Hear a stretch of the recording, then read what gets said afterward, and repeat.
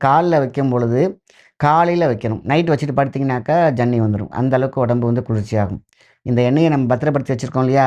ஒரு இன்ஃபில்லர் மாரி வச்சுக்கோங்க.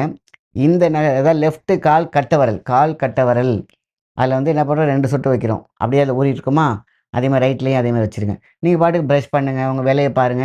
ஆனா கண்டிப்பா குளிச்சிரணும். குளிக்காம மட்டும் போகக்கூடாது. ஸோ குளிச்சிட்டிங்கனாலே போதும். அவங்களுடைய ஒரு அடுத்த 1/2 அன் ஹவர்ல பாருங்களேன், ஏதோ ஒண்ணு நம்ம விட்டு போன மாரி இருக்கும். என்னடா ஏதோ ஒரு டிஸ்டர்பன்ஸ் காரணம் என்னன்னா, இந்த உடம்போட ஹீட் போயிருக்கும்.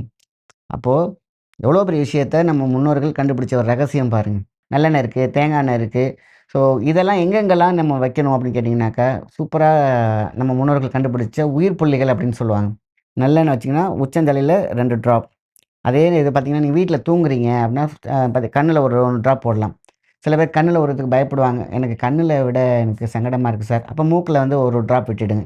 நல்லெண்ணெய் தான். இதுக்கு பேரு வந்து நசியம் அப்படின்னு சொல்லுவாங்க.